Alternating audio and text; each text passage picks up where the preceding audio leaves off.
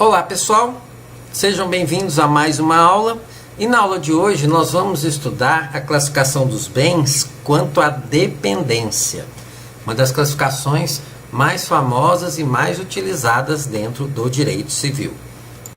Quando nós estamos falando de dependência, eu estou sempre fazendo uma comparação, tá certo? Não tem jeito de eu chegar para vocês e perguntar, uma janela é um bem principal ou um bem acessório, né? Que a diferença é a classificação que existe quando a gente está falando de dependência.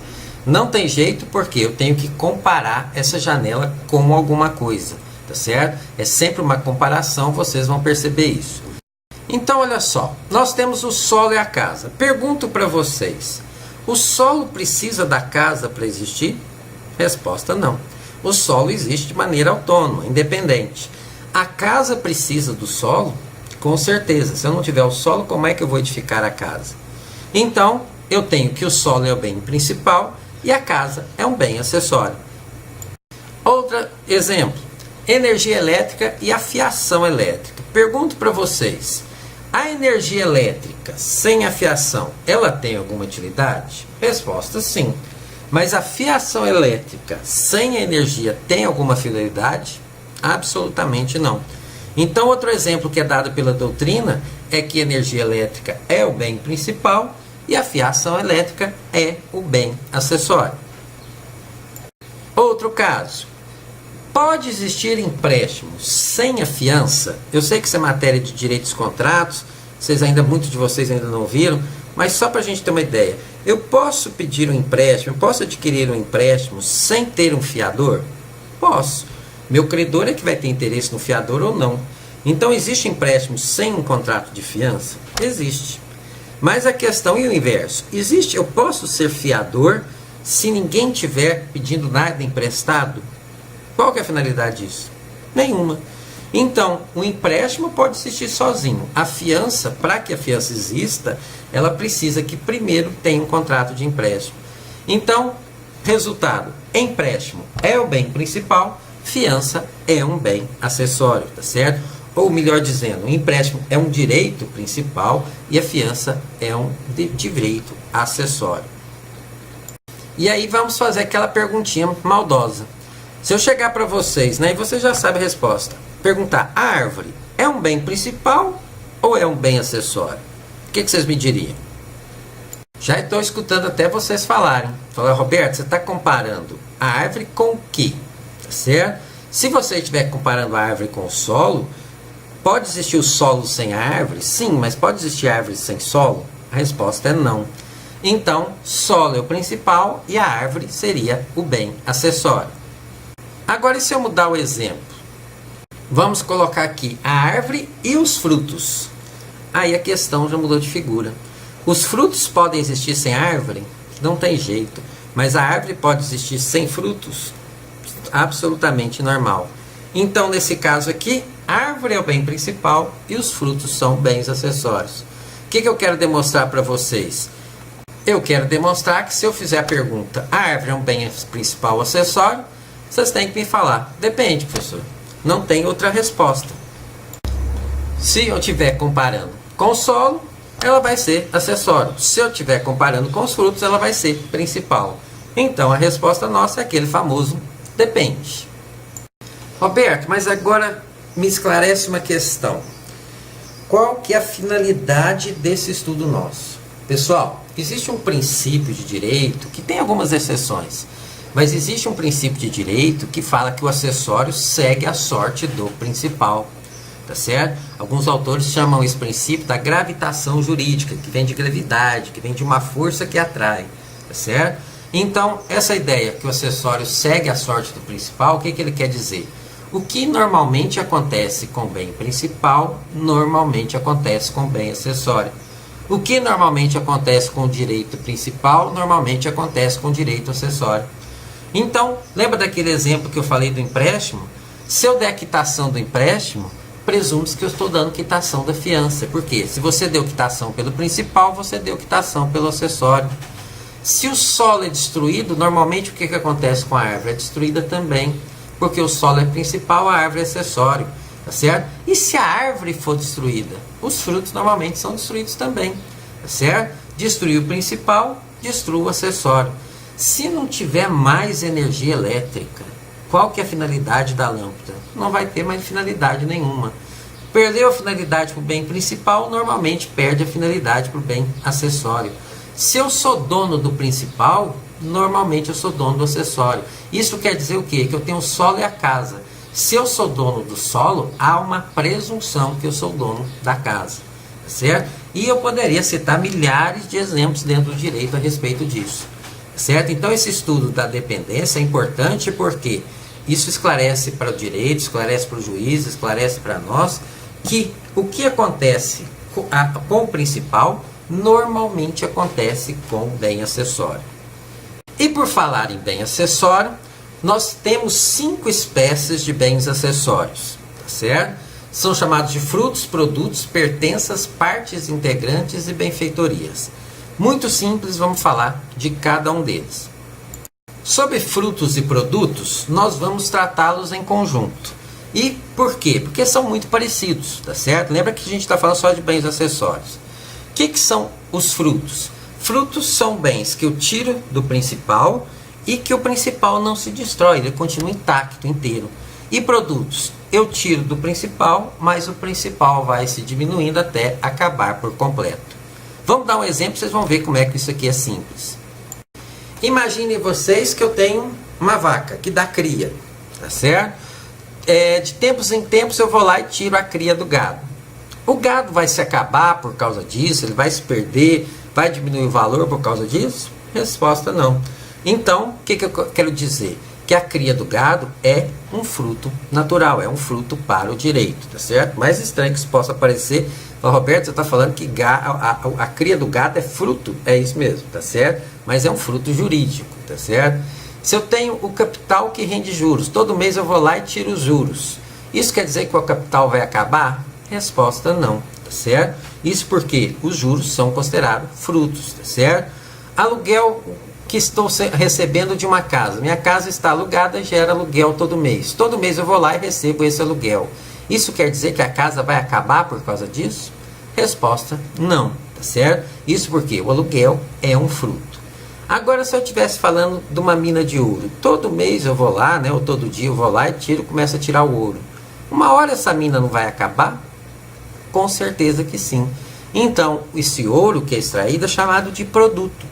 É a mesma ideia do petróleo. Eu tenho um poço de petróleo, todo dia eu estou lá extraindo petróleo do poço, extraindo. Uma hora esse petróleo não vai acabar? Isso quer dizer o quê? Que esse petróleo, então, é chamado de produto, tá certo? É o produto civil. Então, a diferença de fruto e produto é que, quando eu tiro o fruto do bem principal, não tem problema nenhum para o bem principal. Agora, quando eu vou tirando os produtos do bem principal, o bem principal vai se diminuindo, até que chega um ponto que ele acaba. Essa é a diferença entre essas duas figuras. Uma outra diferenciação que a gente tem que saber, só para complementar a explicação dos frutos, é que eles podem surgir da força da natureza, eu vou chamar fruto natural, é o caso dos frutos da árvore, a cria do gado, tá certo? Eles podem surgir da força do homem, certo? Então a produção de uma fábrica, todo mês eu vou lá na fábrica e tiro lá os móveis que foram produzidos na fábrica. A fábrica vai se acabar por causa disso? Resposta não, tá certo? Então eles são frutos, aqueles móveis que são feitos são chamados de frutos.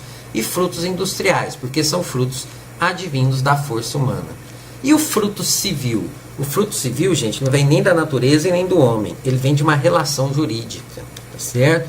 É questão de juro de capital, aluguel, o lucro da empresa. Eu tenho uma empresa, todo ano eu vou lá e retiro os lucros da empresa. A empresa se acaba por causa disso? Não, é lucro, tá certo? É excesso. Então a empresa não se acaba. Então é chamado de fruto, e fruto civil, porque eu estou falando de relações jurídicas. Perfeito? Outra figura que a gente precisa saber, as pertenças. Pessoal, pertenças nós já estudamos, tá certo? Quando a gente estava falando lá dos imóveis por acessão intelectual. Eu só não disse na ocasião para vocês que aquilo se chamaria pertença. Mas nós já estudamos as figuras das pertenças. Vamos lembrar. Lembram quando eu falei para vocês de móveis, né? De objetos que eu posso retirar de um bem móvel, tá certo? porque não lhes são necessários para definir a finalidade, e outros que eu não posso tirar porque são necessários para dar finalidade, tá certo? Então, eu estava explicando na época para vocês os bens imóveis por acessão intelectual. O que são bens imóveis por acessão intelectual? Aqueles bens móveis que estão lá dentro do imóvel e são necessários para lhe dar finalidade. Aqueles eu não posso tirar, porque são considerados imóveis. Tudo que eu puder tirar é chamado de pertença, tá certo? Por isso que está aí no artigo 93 do Código Civil, isso que eu estou falando para vocês, tá certo? Então são pertenças os bens que não constituindo parte integrantes, se destinam de modo duradouro ao uso, ao serviço ou ao aformoseamento de outro, tá certo? Mas não são necessários para lhe dar finalidade. E o que é interessante a gente falar de pertença, gente, que lembra o princípio da gravitação jurídica que nós falamos agora mesmo? Pois é, isso aqui é uma exceção. Quando eu faço a venda de um bem principal, os bens acessórios acompanham, as pertenças não, tá certo? Então, é isso que eu estou querendo falar. É uma exceção à regra de que tudo que acontece com o principal acontece com o acessório. As pertenças não acompanham o bem principal. Vou dar exemplos e vocês vão ver isso na prática como é extremamente simples. Vejam só esses exemplos. Eu tenho aí do lado esquerdo da tela de vocês uma sala de estar e com um sofá. Se eu tirar esse sofá, deixa de ser uma sala de estar? Resposta não. Certo? A gente identifica facilmente esse espaço, mesmo sem o sofá, como uma sala de estar. Isso quer dizer o quê? Que é chamado de pertença. Lembra o exemplo da sala de aula que eu falei para vocês? Falei, olha gente, se eu tirar as carteiras dessa sala de aula, como é que vocês vão identificar isso aqui como uma sala de aula? Não tinha jeito, tá certo? Mas diferente é o ar-condicionado. Se eu tirar o ar-condicionado de uma sala de aula ou de um quarto, vai deixar de ser uma sala de aula ou um quarto? Resposta não, tá certo? Então eu posso tirar. Isso quer dizer o seguinte, que o ar-condicionado é uma pertença. Se eu vender a sala de estar, se eu vender a sala de aula, se eu vender o quarto, eu posso tirar o ar-condicionado, eu posso tirar o sofá, tá certo? Por quê? Porque são pertenças e as pertenças não acompanham a sorte do principal. Diferente se você estiver analisando o lado direito da tela. Quando eu vendo um conservatório, o conservatório tem tecnicamente móveis lá, móveis por natureza, que são os instrumentos musicais. Mas eu pergunto para vocês, se eu vender um conservatório e tirar esses móveis, esses instrumentos musicais, aquilo deixa de ser um conservatório? Com certeza que sim, certo? Aquilo vai ser um prédio, vai ser um galpão, mas conservatório não vai ser, porque conservatório tem instrumento musical. Então, se eu vender ele como conservatório, gente, os instrumentos eu não posso tirar, são essenciais. Então, é a definição daquilo que a gente falou de imóvel por acessão intelectual. Mesma questão da sala de aula. Eu tenho lá as carteiras, a tela branca, o projetor, a iluminação. O que eu estou querendo dizer? Que todos esses móveis aqui são necessários para considerar esse espaço como uma sala de aula. Se eu vender a sala de aula, eu não posso tirar esses móveis, porque são considerados imóveis. A carteira, o quadro branco, tá certo? Tudo é considerado imóvel por acessão intelectual. Então, o que eu posso tirar dessa sala de aula? O ar-condicionado. Então, eu chamo o ar-condicionado de pertença. Beleza? Próxima figura, partes integrantes. Pessoal, a gente só estuda partes integrantes para fazer uma diferenciação de pertenças. Ele não tem grande utilidade assim para nós, não. O que são partes integrantes segundo a lei? Partes integrantes é quando o bem acessório se une ao principal e eles só têm finalidade se estiverem juntos, tá certo? Então, uma torneira é uma tubulação de água. Para que me serve a torneira sem a tubulação? Nada. Para que me serve a tubulação sem a torneira? Nada, tá certo? Então, são chamados partes integrantes, eles só funcionam juntos. A lâmpada e o abajur, tá certo? Só analisando os dois. O que a lâmpada me serve sem o abajur? Nada. O que me serve um abajur sem lâmpada? Nada. Ah, pode ser bem de decoração, né? Alguém pode falar. Tudo bem, mas é bem de decoração. Como abajur não vai servir. Então, são chamados de partes integrantes porque só funcionam, só tem finalidade em conjunto. Então, quando a doutrina vai analisar a parte integrante e pertença, eles só falam o seguinte, falam, olha, a parte integrante, tá certo? Não tem utilidade se eu separar. As pertenças, mesmo que eu separe ele do bem principal, ele continua tendo para mim alguma utilidade. Tá certo? Então, é uma coisa bem simples e assim não tem muita aplicabilidade prática não. E por fim, as benfeitorias, as tão famosas benfeitorias. O que são benfeitorias? Pessoal, benfeitorias são bens ou até serviços, né, despesas que eu faço no bem principal com 3 finalidades. Ou é para conservação, tá certo? E aí, se for para conservação, eu chamo de benfeitoria necessária. Ou é para melhorar a utilidade, para ampliar a utilidade do bem, e aí eu chamo de benfeitoria útil. Muito cuidado, os alunos confundem muito benfeitorias necessárias com úteis, tá certo? E benfeitorias voluptuárias, são aquelas benfeitorias só de critério de luxo, para aumentar o luxo do bem principal, tá certo? Tornam por isso mais agradável o seu uso. Por quê? Porque é um bem luxuoso, mas não é nem necessário, né, para conservação e nem aumenta a utilidade, só deixa o bem principal mais bonito, nada mais do que isso. Então, para dar um exemplo de cada um, o que é uma benfeitoria necessária? Reforma do telhado, tem goteira na casa, tá certo? E aí eu preciso fazer a reforma do telhado, que eu tenho uma goteira no meio da minha sala, da minha cozinha, tá certo? Se eu não tomar essa providência, o imóvel se deteriora. Então, é chamado de benfeitoria necessária. Agora, se essa goteira for lá fora na varanda, é realmente necessário para evitar a deterioração? Provavelmente não, tá certo? Mas é interessante a gente consertar, não deixar com goteira, tá certo? Mas aí ela vai ser considerada uma benfeitoria útil, tá certo? Como, por exemplo, uma grade de segurança da residência, tá certo? Aquela grade interna que tem uma janela de quarto. É uma benfeitoria útil, melhora a utilização, melhora, tá certo? Mas é para evitar que o imóvel se deteriore, tá certo? Não é. Diferentemente, gente, se eu perguntar para vocês a questão de uma porta realmente pode variar e nós vamos ver isso, tá certo? Em exemplo futuro. E benfeitoria voluptuária? Estátuas, decoração em gesso, tá certo? As flores que a gente planta no imóvel, tudo é benfeitoria voluptuária, tá certo? Porque só serve para deixá-lo mais bonito, mais agradável e nada mais do que isso. Ah, professor Roberto, são muitas definições e se eu confundir isso? Pessoal, não tem jeito. Lá no artigo 96, parágrafos 1º, 2º e 3º, tem a definição de exatamente isso que eu estou falando para vocês. Então, numa hora de uma prova, tá certo? Deu um branco, é só abrir o código, o artigo 96 está lá. O que é necessário, o que é útil, o que é voluptuário, tá certo? Então, a lei traz esses conceitos para nós. Vamos ver se isso ficou claro. Se eu perguntar para vocês, então, tá certo? Esquece um pouco a piscina que eu falei agora há pouco. Mas se eu perguntar o seguinte, piscina, é que tipo de benfeitoria que ela é? Fizer só essa pergunta, o que vocês me diriam? A resposta seria, depende.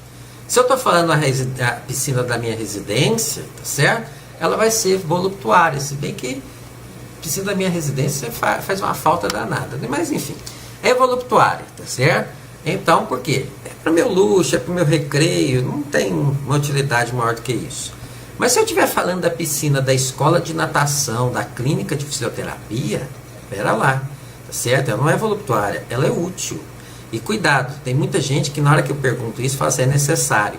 Não é necessário, é útil, ela aumenta a utilidade. Não estou falando, a piscina não é usada para conservar, para evitar que o imóvel se deteriore, tá certo? Então a piscina da escola de natação é considerada benfeitoria útil, porque melhora a utilização, dá mais finalidade ao imóvel, tá certo? Então a piscina depende. Outro casinho para vocês pensarem, a porta. Que tipo de benfeitoria que é uma porta? Resposta, depende. Se for a porta de entrada do imóvel, ela é necessária, uma questão mínima de segurança, porque as pessoas vão entrar ali e deteriorar o imóvel. Então a porta de entrada é considerada benfeitoria necessária. Mas se eu estiver falando da porta do banheiro, é essa mesma, a porta do banheiro, é considerada uma benfeitoria útil, porque melhora a utilização do imóvel. Roberto, mas a porta do banheiro é útil? Não é necessária? Resposta, não é necessária, gente. Necessário é para a conservação do imóvel. A porta do banheiro nos ajuda a ter um uso melhor do imóvel. Mas daí a ser necessária é uma distância muito grande, tá certo? Então, cuidado com esses conceitos de necessário e útil. Útil é para melhorar, para dar uma utilização melhor. Necessário é para conservação. Um tópico que eu vou falar muito superficialmente, porque vocês vão estudar isso no momento apropriado, tá certo? É que não se considera benfeitorias qualquer acréscimo ou melhoramento que seja fruto da natureza, que não seja fruto da ação humana. E nem construções novas, tá certo? Então, como eu estou falando de benfeitorias, é acréscimo a um bem principal. Então, novas construções são chamadas de acessões. Então, vocês vão estudar essas figuras futuramente, tá certo? Eu só estou passando isso aqui porque vocês vão ler o artigo 97 e podem pensar, poxa, Roberto não falou sobre isso, tá certo? Mas assim, vocês vão estudar isso dentro lá da Direito das Coisas, quinto período, e vocês vão voltar a essas figuras aqui, não se preocupe. Tudo certo? Quero agradecer mais uma vez a atenção de vocês. Tendo dúvidas, estou aí prontamente à disposição no Facebook. Brigadão, pessoal!